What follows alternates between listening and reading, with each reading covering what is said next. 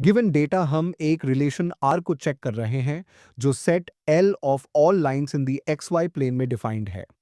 R is equal to L1 L2 colon L1 is parallel to L2 मतलब क्या है?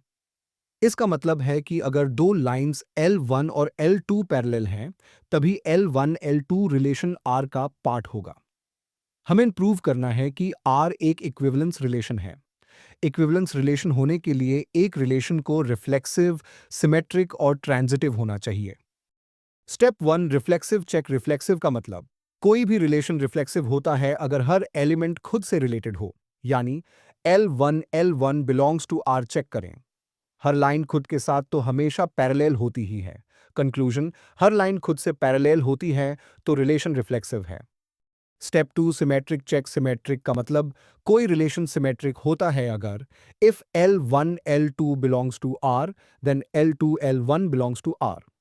Check करें, अगर L1 L2 के पैरेलल है, इसका मतलब दोनों का स्लोप सेम है, मतलब L2 भी L1 के पैरेलल होगा।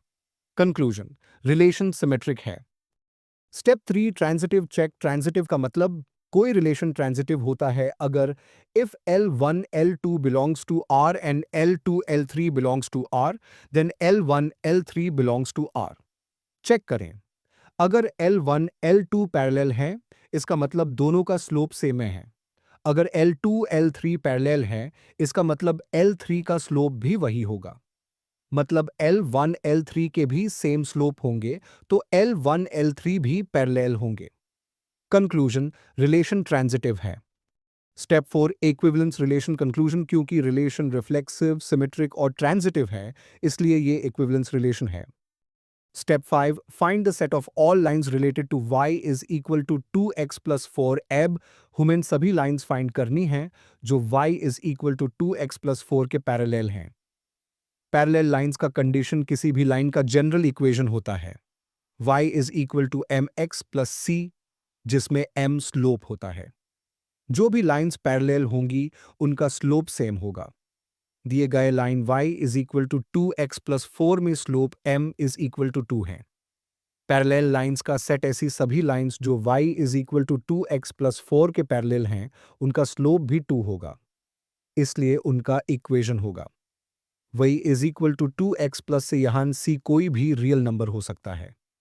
Final answer, set of all lines related to y is equal to 2x plus 4 is the set of all lines y equals 2x plus c such that एक c is an element of the real numbers. Given data हमें एक relation R दिया गया है जो set 1 2 3 4 पर defined है। R equals the set of ordered pairs 1 2 2 2 1 1 4 4 1 3 3 3 3 2। हमें चेक करना है कि रिलेशन रिफ्लेक्सिव, सिमेट्रिक और ट्रांजिटिव है या नहीं।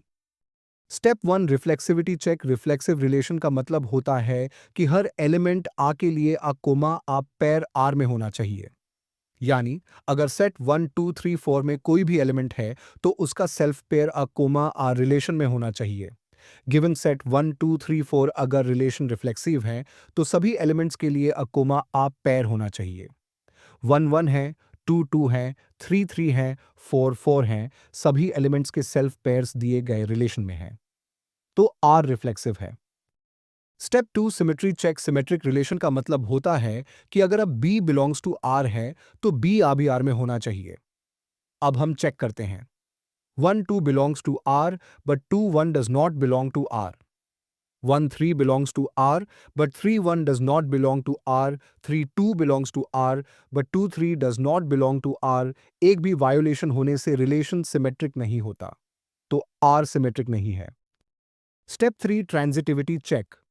ट्रांजिटिव रिलेशन का मतलब होता है कि अगर if the ordered pair a b is an element of R and the ordered pair b c is an element of R, तो ऑर्डर्ड पेयर अ सी भी आर में होना चाहिए।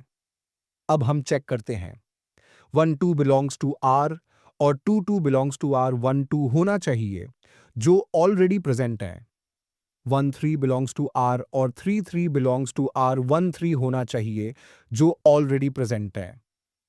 3 2 बिलोंग्स टू R और 2 2 बिलोंग्स टू R 3 2 होना चाहिए, जो already present है, कोई भी कॉन्ट्रडिक्शन नहीं है, तो आर ट्रांजिटिव है। Step 4, correct answer. Choose corner reflexive, yes. All self pairs are present, symmetric, no. Some pairs are missing their reverse pairs. Transitive, yes. All conditions are satisfied, correct option. BR is reflexive and transitive but not symmetric. Final answer. Option B is the correct answer. R is reflexive and transitive but not symmetric. Step 1, relation R को समझना दिया गया। Relation R natural numbers n के set पर define है। R equals the set of ordered pairs A, B such that A equals B minus 2, where B is greater than 6. ये relation दो conditions दे रहा है। A का वैल्यू हमेशा B minus 2 के बराबर होना चाहिए। A is equal to B minus 2, B का वैल्यू 6 से बड़ा होना चाहिए, B को is greater than 6. Step 2, options को चेक करना। अब हमें दिए गए ऑप्शंस में से चेक करना है कि कौन सा पेयर आर का मेंबर है। एक the ordered pair 2 4 belongs to R. B is equal to 4 दिया गया है। कंडीशन के मुताबिक बी इज ग्रेटर देन 6 होना चाहिए, पर यहां 4 इज ग्रेटर देन 6 नहीं है। Wrong option B. The ordered pair 3 8 belongs to R. B is equal to 8 जो 6 से बड़ा है। आ का वैल्यू चेक करते हैं। A equals B minus 2 which equals 8 minus 2 which equals 6. लेकिन गिवन पेयर 3 8 है जो 6 8 नहीं है। Wrong option Saicha. The ordered pair 6 8 belongs to R. B is equal to 8 जो 6 से बड़ा है। A equals B minus 2 which equals 8 minus 2 which equals 6 तो पेयर 6 8 वैलिड है। Correct option D. The ordered pair 8 7 belongs to R. B is equal to 7 जो 6 से बड़ा है। A equals B minus 2 which equals 7 minus 2 which equals 5 तो valid pair 5 7 होता। Given pair 8 7 है जो मैच नहीं करता। Wrong option final answer. Correct option C 6 8 belongs to R. Exercise 1.1 के सारे क्वेश्चन हम सॉल्व कर चुके हैं। अगर आपको किसी क्वेश्चन में डाउट हो तो प्लेलिस्ट पर क्लिक करें और सारे क्वेश्चंस को समझे आसान एक्सप्लेनेशन के साथ। अगर फिर भी समझ ना आए तो कमेंट करके जरूर बताएं और हान चैनल को सब्सक्राइब करना ना भूलें।